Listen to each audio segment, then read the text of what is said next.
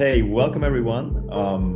We're back again. We're here with the Metaverse Summit, and we're having those interview sessions, those conversations in preparation to the Metaverse Summit. And Metaverse is a big topic all around right now. There's different components that are part of the Metaverse, and we're very happy to have Joe Petrowski here. Today he's the technical integrations lead at the Web3 Foundation, and Web3 is basically a huge part of the Metaverse. In that sense, I'm Sam Arn. I'm a visual artist, filmmaker, and branding consultant based in Switzerland. Work a lot with crypto companies, advising them on how to translate crypto into human language. And my co-host is Yingzi Yuan. She's the founder of the Metaverse Summit. Yeah, hi Joe. Really nice to have you. I saw that you've been like a pro cyclist previous to all your like technical adventures. So it's very interesting. How do you go from like being a pro cyclist to the Web3 Foundation to like build the internet of the future? Yeah, I guess that is a little bit of a long story. I mean, I was an engineer in aerospace before I was doing cycling, so I still had like a engineering background. And then, like kind of in my last couple seasons, I was thinking about what I wanted to do next, and I kind of jumped around a bunch of different things, and actually started out with some algorithmic trading, which it was kind of funny because when I worked in aerospace, I did shock and vibration simulation, which is just time series analysis. And so I kind of thought like, oh, I bet I could, model like a stock price or something like a time series. And basically thought that algorithmic trading was my idea. And of course, once I started researching it, figured out that a lot of people had already started doing that. But I kind of started out just like trying to do with like normal stocks, like on the New York Stock Exchange or NASDAQ. Quickly found out that they don't exactly just open their API up to everybody, and even if you could get API access, huge competition. Like those the hedge funds have like co-located servers and stuff, and then data streams were really choppy or expensive. Really hard to find like good data sets. And so I started thinking like, oh, like I've kind of known about this crypto thing, and there's all these like free data sets and public APIs and tools and like really good community like Python wrappers and stuff like this. I came from like a MATLAB background, so Python was kind of like the easiest thing to grab onto. So I started doing that in like 2016, 2017, and then I actually didn't do it too long. After a little while, I just started to be like, well, wait a minute, like I'm looking at these things like ETH and LTC and BTC and all this stuff that as kind of just like time series, but like what are these actual things like beyond just time series? And then I think that's kind of when I really got into Web3 stuff, and started working on a couple different projects. Experimented, started a couple of my own companies. I think they all failed, but eventually ended up working on Polkadot in kind of like late 2018. So it's always interesting if people from a very technical background come into crypto. Like I always wonder, where was this point where you thought the whole blockchain space is something legit and not something like really like it requires kind of like an open mindset. So I always wonder, like, when was this moment, this like aha moment where you realized, okay, this is actually something where intelligent people work on. It's interesting. It has a potential for the future. When did that happen? Yeah, I would say like 2015 or so, just because there were like a couple of parallel things going on. One is like, like the Ed Snowden revelations in 2013. That was kind of a very interesting divide. I worked at a defense contractor, and it was kind of interesting to see the divide kind of in the office of like, to me, I thought this was like very pertinent information that would be revealed that like our government is collecting all this information. And there were a lot of people in the office who thought like, oh my god, I can't, like, this guy's a traitor, right? And I thought that was like kind of interesting, that divide there. And then on the other side of it, I I had heard of Bitcoin in like 2011 or 2012 or something, and I thought like, okay, this is like interesting, it's cool, but I don't think it really like applies to me. Like at that point, I was working at a big corporation, and like I was an American. I was born in America, grew up there, went to an American university, American corporation. Like everything kind of worked well for me. And it was like in 2015 when I moved to England for my first cycling team, and like trying to open a bank account in England was a nightmare. It took me like a week. I had to go to like 5 banks, and they had this kind of like circular, give us a utility bill to prove that you live like at your address. And I'd go to like the utility company, and they'd say, no, we don't accept credit cards. You have to give us like your bank details. And I was like, I can't open a bank account because like they want the bill from you. Um, and like just tons of fees, and like it was just a huge hassle to get set up there. And I thought, I'm not doing anything crazy like moving from America to England.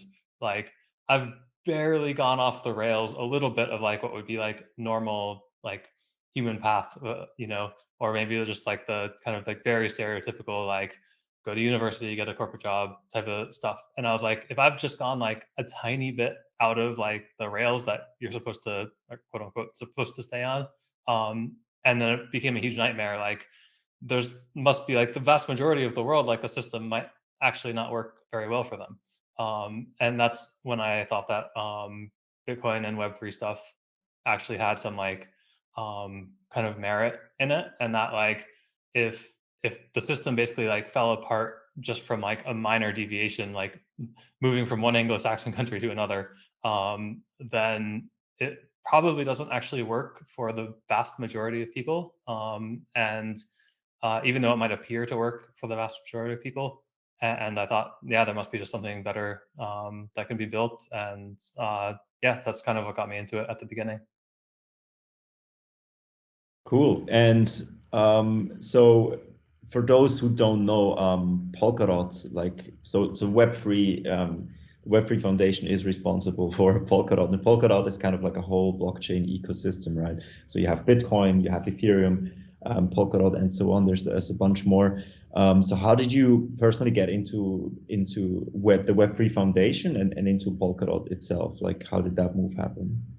Yeah, I mean, like honestly, in 2018, after a couple of the businesses that I started failed, I thought, okay, I need to like get a job at a company because I'm going to run out of money basically. So I need a job, and I just started applying to places, a bunch of different like protocols and like research companies and stuff like this, and really just like found a job posting for a research analyst working on Polkadot, and it was for Parity in Berlin.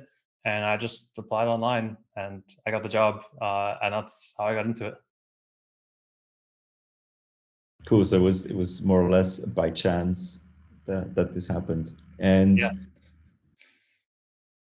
yeah, and Polkadot, so also for me personally, it's a very interesting ecosystem. And I mean, I have tons of questions about Polkadot itself. But one reason why it is interesting for me, because it seems to be an ecosystem that kind of tries to solve all the current problems in blockchain and generally also in adoption. So I see with a lot of other blockchains that um, they have a bunch of problems when it comes to scalability, to interoperability. So how well can different apps on the blockchain connect and communicate with each other? And one thing that kind of came up, like the Polkadot Parachains, so some of the blockchains that live on the Polkadot ecosystem, they got the first ones are going live, right? Correct me if I'm wrong. On Kusama, on the test net, they've been on Kusama for a while already. So basically, people can start using Polkadot and use it to make the transactions, to make decentralized finance. But one challenge that a lot of people tell me about, especially people who are um, um, developers, they tell me that they need more users to adopt to Polkadot. So how do you think is this transition going to happen for Polkadot? Is this just something that takes a lot of time, or how do you get all those people to adopt Polkadot? Yeah. So the longer I work on this, the more work it seems needs to be done. And I think like so for Polkadot, like our primary users are other parachains, right? So like from the perspective of developing Polkadot, like we want a lot of parachains to be developed and have a rich ecosystem of parachains. And then each of those parachains has their own users. And I think one of the things that makes Polkadot difficult to develop on is just like how abstract it is. Um, it's really it redefines a lot of primitives that people take for granted in other blockchains. And so, just like as a concrete example, like if you look at like cross-chain messaging, you would normally look at like a transaction like on Etherscan or something, and it would tell you just here's a transaction and here's a bunch of stuff that happened in that transaction. But in Polkadot with like asynchronous messaging, you can have a transaction, and actually, state changes can even be triggered by things that aren't transactions. They can be triggered autonomously by the blockchain itself. So, like these blockchains actually kind of like take on their own agency in a sense, and can make decisions autonomously. And but like as a byproduct of those transactions or like logic executions, they can dispatch messages to other blockchains. And so, if you want this like very simple, if you want to answer this very simple question, like, well, I made this transaction, what happened? It actually can quickly become very complicated because something could have happened on this one blockchain, and then it could have sent messages to another blockchain, which triggered more things to happen there. And then you have to link up these blocks on different chains, right? It can be really difficult. And so that's something like we're working on quite a bit. And like that just comes from like a rich ecosystem of like tooling and middleware, and that's just it takes time to develop, and time to build. Ultimately it leads to a much more efficient system. So everything like in Polkadot has this like really low level encoding format that's really efficient to operate on, but that means you don't really get like this really friendly interface of like give me human readable information from the database. You need some kind of like middleware to act between the blockchain and application developers. And so that's something we're working on a lot, but it was kind of hard to build it before Polkadot existed, right? Because you don't want to prescribe what that's going to look like. We wanted Polkadot to kind of evolve, and we weren't sure exactly what challenges would come up in the development. So um, yeah, I think like to kind of go back to the original question of like how to get more users, I think it comes down a lot to like better tooling so that people can build applications in a more friendly way that would let them find their own users. So you're basically providing the toolbox and you try to make the tools more simple to use, more easy to understand. And then it's ultimately also up to the parachains to adopt users, and to create user interfaces that are easy to use for anyone, right? Yeah, we've seen quite a lot of parachains develop their own communities actually, and so like um, yeah, like for example, Moonbeam, they're a smart contracts parachain. They have like their own grants program and their own like developer experience program and documentation and like mentorship program and everything like that. So we've really seen like these parachains come in and like form their own communities that are can be. I mean, we hope everybody gets together and is friendly, but they can also be like very isolated communities, and people who are into one parachain might not really know that much about Polkadot or about some other parachain at all, right? Like they could be like very much a member of that parachain's community. And so kind of like that diversity has been really exciting to see. But yeah, it is a lot of like our main focus is getting parachains to build on Polkadot, but it's really up to like those parachains to actually get users developing on top of their platforms. Yeah, cool. And one thing I was wondering is, especially when it comes to the parachains, so I've read that basically one advantage that you have if you create a parachain on Polkadot is that you can design your blockchain in a very specific way to the use case. So for example, if you do decentralized finance, you can kind of optimize the blockchain exactly for that use case versus, for example, Ethereum, where you have this one major blockchain that it's used for a bunch of different things. So, but this is kind of where I'm wondering, like, how important is this actually that you can design a blockchain specific for a use case? What do you think? Yeah, so it's quite important, I would say. And there's a lot of different paths that you can go down with this. So if you think about a smart contract platform like Ethereum, we think of it as like a very generalized system. But when you think about a smart contract platform in the context of Polkadot, it can become actually quite specialized. And so we tend to think of Ethereum as being just like this very general platform where you can deploy any type of application, and that's true. Um, but actually, like, you have a lot of times where the gas metering, like the thing that actually lets you deploy any kind of application, actually ends up hurting the system. So there's a lot of logic where you wouldn't actually want to gas meter it or do something like that. So if you take, for example, like an ERC20 token transfer, right? Um, these have been done maybe tens of millions of times, right? And if you think about like the word like to meter something, you're measuring it, right? And if you're doing it the first time, measuring it makes sense because you want to know kind of like how complex is it, how long does this take to, how many resources does this take to actually execute, how many of these can we fit into a single block. Um, but once you've done that 10, 20, 30 million times, why do you need to measure it every single time? It doesn't make any sense, right? So you kind of say like, you know what, this function to transfer an ERC20 token, like it's trusted. We know that there's not an infinite loop in it. We know it takes this long to execute. Like, let's just charge a transaction fee for it and actually just run it without any kind of like metering. And this metering actually has a lot of overhead, right? Because you have to say every single time you want to do something, like if you want to add two numbers together, you have to say like, okay, how much gas do I have left? Say 100. What's the next operation? Addition. How much does that cost? 10. Okay, do I have enough? Yes. Subtract 10 from 100. How much is left? 90. Okay, now do the addition, right? Like it's a lot of overhead just to get this thing. And so if you remove all that, you can actually make this a lot more performant. And so if you're an application developer, you might start out by developing on a smart contract platform because you can just, it doesn't take like the infrastructure and development timeline to actually like launch your own blockchain. But you kind of quickly become like the victim of your own success. Like as this becomes more successful, it becomes more expensive to use in gas fees, or even the victim of somebody else's success. Like if there's some other application on this blockchain that makes gas fees go up, it's going to impact your application, even if you're not doing that well, right? And so it's going to make your application more expensive to use. So you might get to a point where you say like, we want our own kind of like dedicated resources to that. And that's basically what parachains are, is like, it's like a dedicated, almost like a dedicated CPU core that's like just running your application, right?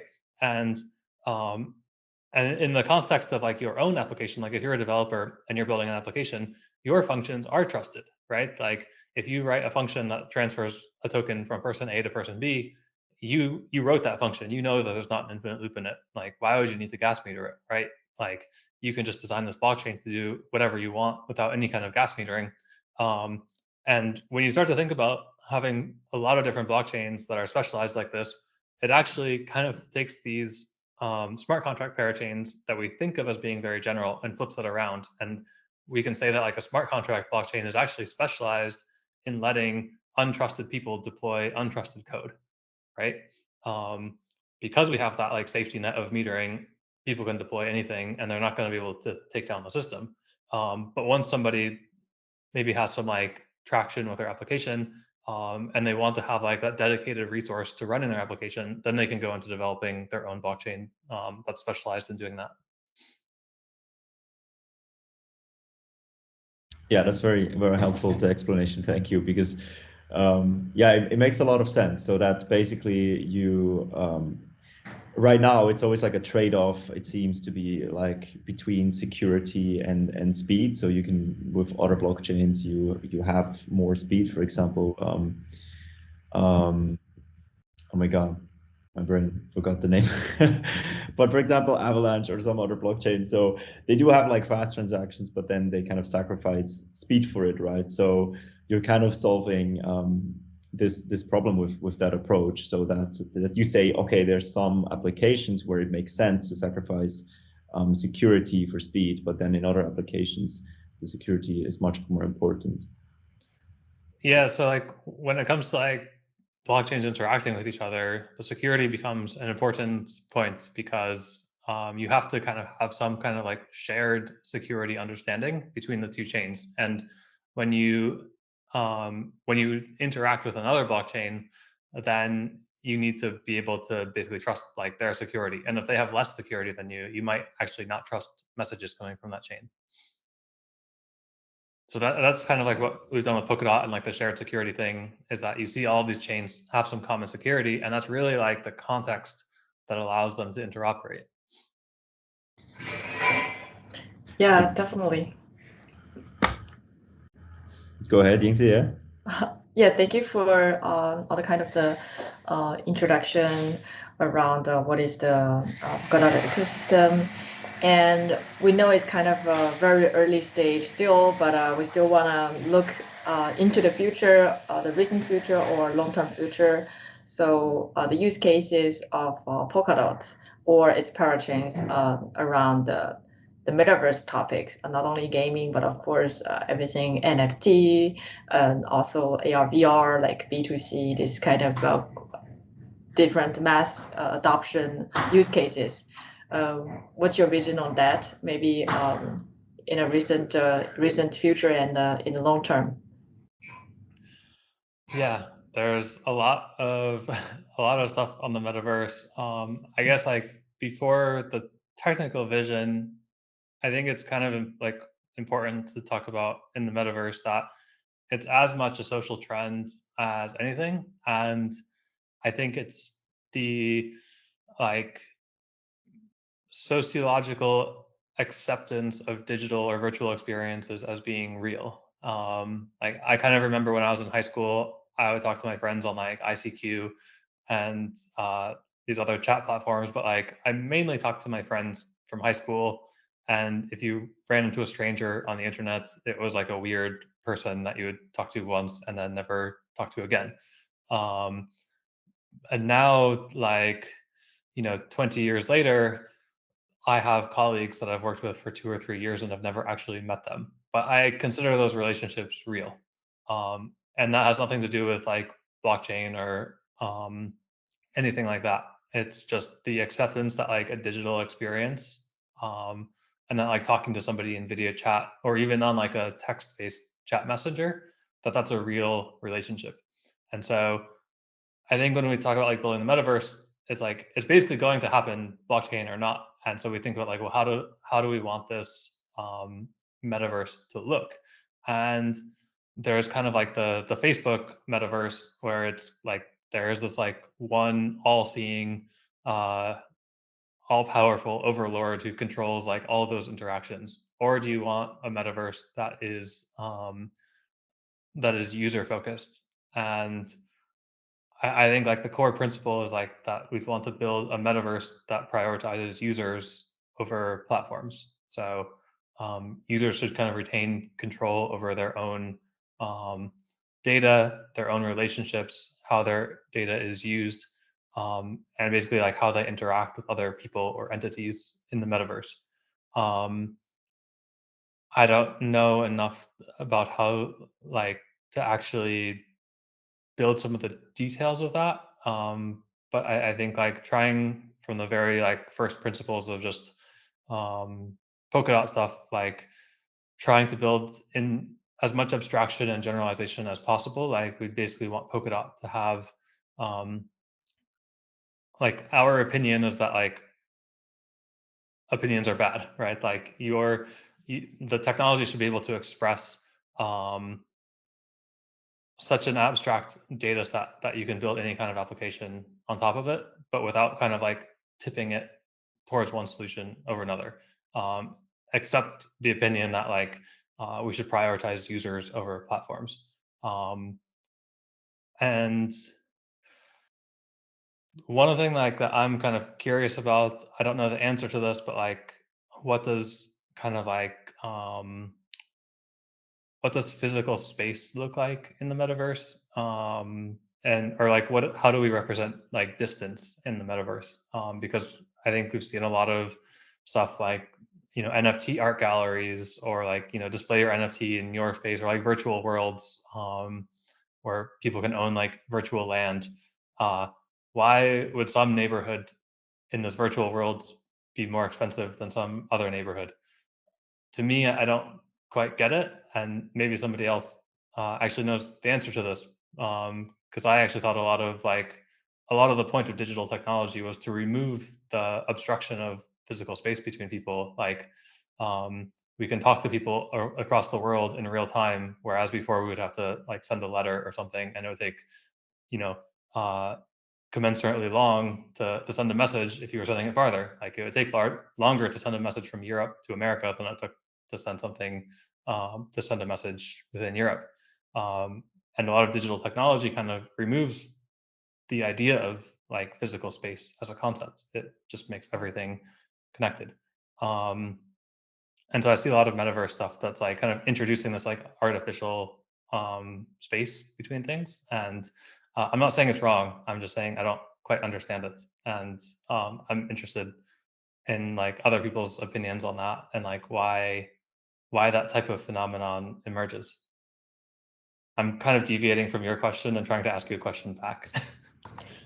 That's great, because opinion is not good. Questions are better, right? So definitely a great question. And me myself, I was kind of confused also when I see the digital scarcity, because digital resources, virtual lands, for example, should be more democratized, because 3D tools and creations are there to help not the already established celebrities or something, but to help more grassroots creators to actually have a stage and have a showcase. But it's very interesting, right? It's not only around metaverse, but also philosophically, like people like to be around celebrities. If you buy a land around Snoop Dogg, it's automatically more valuable than you buy a land next to my house, for example. So it's all human in the end, like the value that is attached to either NFT or the land or New York Manhattan house. Yeah. So Yeah. One of the people we work with at Web3, her name is Angie. She gave me like a really good example of this like kind of status symbol thing where like maybe 20 years ago, status symbols were like maybe your car or like your fancy china or artwork, but it was all kind of things that were like in your home or like within walking distance from where you lived, and like they were physical things that you could show off that like I have this nice car or like I have this fancy like dishes or whatever silverware stuff that people like to buy. But like now, status symbols like there's like billionaires who live in like camper vans, right? Um, like those things don't carry the same status, but like a selfie with the Eiffel Tower does, right? Like that's a status symbol now. And when people put those on platforms like Instagram, they're basically like giving up ownership of that thing to the platform, right? And that's kind of like a concrete example of what I mean by like prioritizing users over platforms. Web2 prioritizes platforms over users. It gives like Twitter and Facebook kind of like ownership of all of these things, but people consider these as like very personal status symbols. And so, yeah, I think like having, that's actually a good example, like having land next to Snoop Dogg. That's like, you know, your distance to Snoop Dogg is a status symbol. Um, and people like to own that. So yeah, I think there's a lot of stuff I don't understand, but there is like I definitely understand like people's desire to own their own status symbols. yeah, I mean, we all have our own knowledge base. I'm more from an entertainment and gaming background, right? So I have this knowledge around this 3D world and virtual world, and I'm diving into all the possibilities that's given by Web3 protocols and tools. And as you said, we are early, and then we're trying to build maybe this toolbox to enable people to have different possibilities to create something beautiful, right? So you also mentioned like those different tech giants, kind of Web2 tech giants, Facebook, or let's say Meta and Twitter and everything, right? They are having this top-down governance and philosophy of building either the future of metaverse or tech or anything else, right? What is the experience with the governance in Web3 foundations, without maybe disclosing too much details, but how, because you also mentioned like the best opinion is to not impose opinion on the builders, on the creators, right? How realistically can you do that, like inside of as a worker, as a part of Web3 foundation, for example? I assume you mean governance of Polkadot, not governance of Web3. Yes, Polkadot in this case. Yeah, so governance primitives were something that we decided like were kind of very inherently built into the system, to the point where the system basically it's self-governing. And so this is kind of like where a lot of the abstraction actually comes in, is that if you think about like other blockchain nodes like or networks like Ethereum or something, you have the Ethereum client like by Geeth. And the client itself actually has the instructions for the Ethereum blockchain in it, right? That says what logic to execute. And so you have all these miners and full nodes who are running the software on their computer to process those transactions. And if you have something like a hard fork or an upgrade, you end up with like a very political decision, and you don't necessarily have a good way to resolve it or to say with certainty like what the outcome of that decision is. So in Polkadot, we actually like the Polkadot node doesn't actually contain the instructions for Polkadot in it. The Polkadot blockchain contains the instructions for Polkadot, and the Polkadot node actually just contains an execution environment in WebAssembly that can execute those instructions. So um, since the instructions for the system itself are stored in the system, those instructions can also contain rules for how those instructions get changed, right? It's just a storage entry in a database. Um, and so that's something we built in very early on. And if you look in like, if you look at other blockchains when they have a hard fork, it can be very hard to resolve these political debates. And you can have like all these decentralized ways of maybe, um, you know, making the decision, but people can have very low confidence in the enforcement of that decision. It's kind of like in a national, like a presidential election. The election doesn't really have any credit if people don't believe that the results of the election are going to be enforced and upheld. Um, and so like if you have a hard fork in a chain, for example, like when you have like, Ethereum forks and you have Ethereum and Ethereum Classic, well, how do you decide which one is actually Ethereum, right? It can kind of come down to like data aggregators like CoinMarketCap and CoinGecko, or is it like which one's running more hash power, or is it whatever Ethereum Foundation says?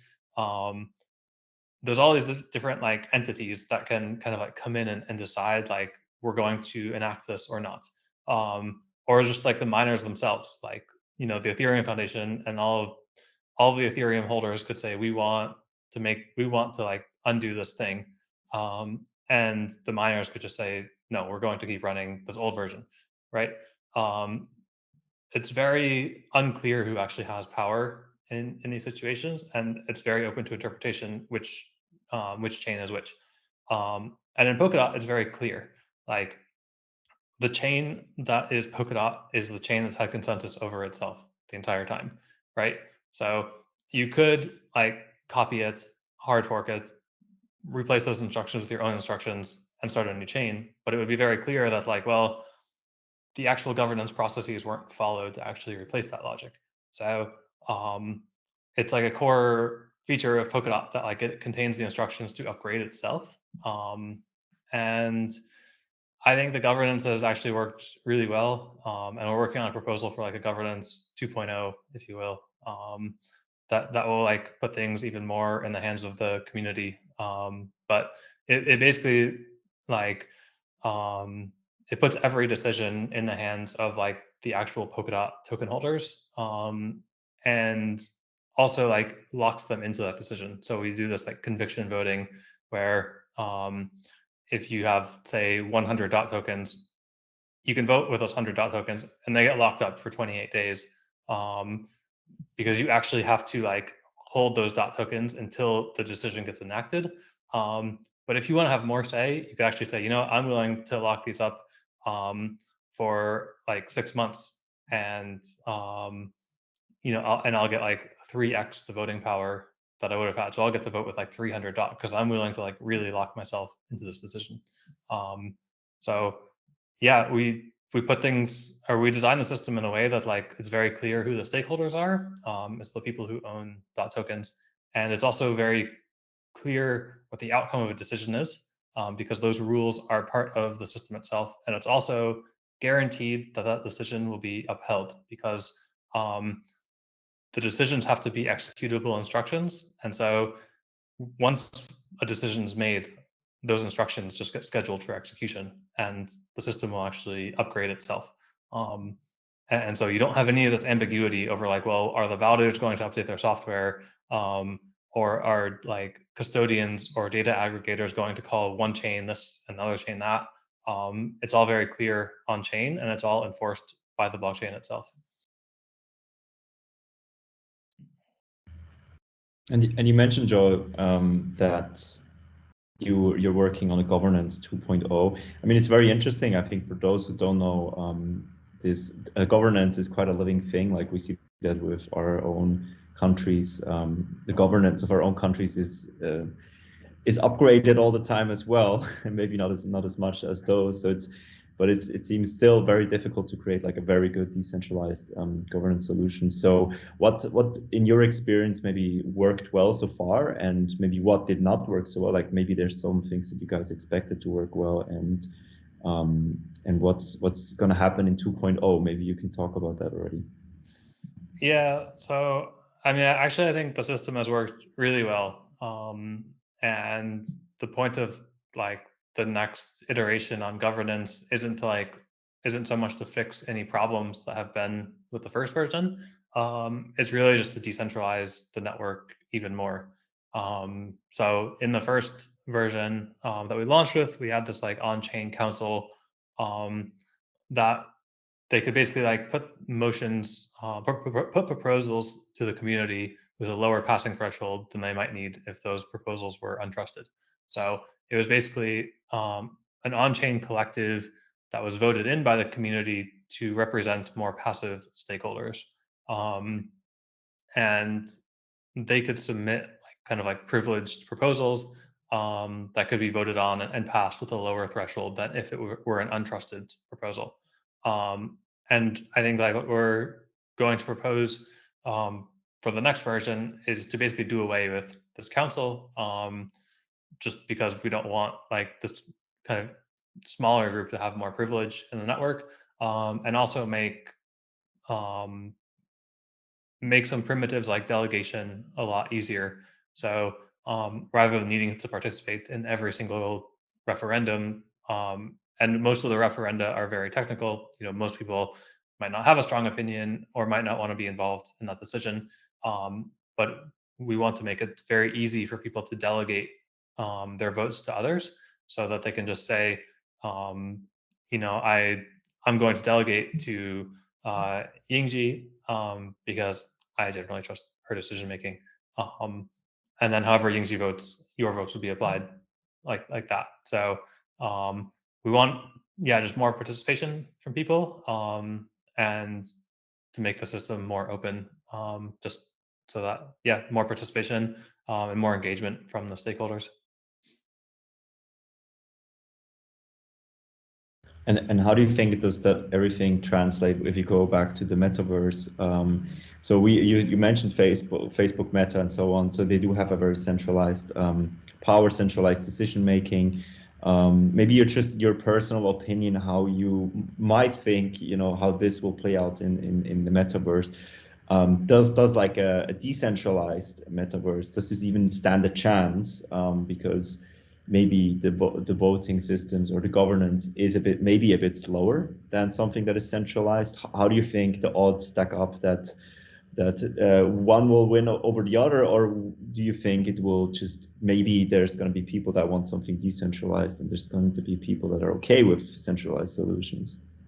Yeah, so this is, I think, where like specialization and composability come into play, because like this is what we've been talking about now is like the governance of the Polkadot relay chain, right? But that very slow, very abstract, like slow governance over very abstract and very technical decisions, it doesn't have to apply to everything.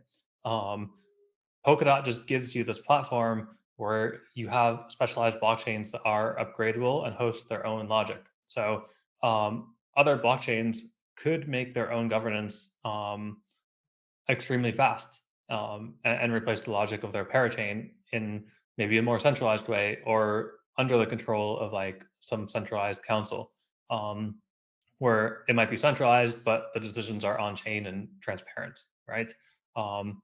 Or like you could have this composition of different chains or an application that's actually built using some centralized services and some decentralized services, right? You can also make a wide variety of origins. So you could say that like some decisions, they're so important, they have to come from everybody. So we want this like big stakeholder referendum where everybody has to participate. But other decisions are maybe not so important, and it's okay for like a centralized council to make them. So for example, like if you have a DAO that has some treasury, if you want to change like the actual rules of that DAO, you might say, well, we want to have, this is a really important thing, like we're changing the rules of how this entire thing functions. So that's something everybody should have to vote on, and it should be like a very high privilege origin. But if somebody comes to the DAO and makes a funding request that might be like very small, maybe say like, you know what, like we don't want to bother the entire community for all of these like very small decisions, right? We could say, you know, if the funding request is under X amount, then we can just have like kind of like our DAO council approve these, right? Like it's not a huge deal. So you really get this like flexibility to define how much buy-in or how much engagement you need for each type of decision. And I think it just provides like a platform for people to build applications with any kind of like granularity in their like engagement and governance solutions, from basically full centralized, like you have this like godlike account who can just do anything, to councils, to a mix of like privileged councils with full stakeholder referenda, to just full on, we need a full referendum for this, right? Like it gives you a ton of flexibility in like how you actually build these applications. And then you can take various applications and compose them together, right? Just like in Web2, you actually see this a lot, like in blockchain stuff. People say like, well, I want to build this application, like which blockchain should I build it on? And it's almost, it's kind of funny because you would never hear somebody be like, I want to build my Web2 application. Should I build that on Uber or PayPal? And it's like, what? Like, that doesn't make any sense, right? Like you might say like, I'm going to build an application and I'm going to say log in with Google and pay with PayPal and get a ride with Uber. And you take all of these different applications that are specialized and you compose them as tools in part of your application. So you can have all these blockchains with different components, but then you can use them, and these different blockchains could have their various levels of governance and control, centralization, decentralization, what have you. But you can compose them into a larger application that is kind of like composed and architected in the way that you want to express your application. So basically, you just pick the right tool for the right job in the end. So yeah, that makes a lot of sense. Yeah, we just have a lot of tools to build. So right. Yeah, I think that's basically all the questions I had on my mind. Do you have anything else, Yingzi? No, that was pretty much an overview around the different high-level topics that we want to mention to the Metaverse Summit community. And of course, things are changing very fast. You are building every day a lot of updates and tools. Looking forward to catching up also, like maybe in the near future. Meaning we're having a big Metaverse Summit event in Paris from 16th to 17th July. So if anybody, hopefully, or from any colleague from Web3 Foundation, Parity, and Polkadot would give some updates to the Metaverse Summit community, we will look forward to it. Yeah, hope to participate more. Yeah, thank you so much, Joe, for the sharing, for all the insights, and well, good luck with everything for virtual and in real life. Yeah, thanks. You too. Thank you, Joe.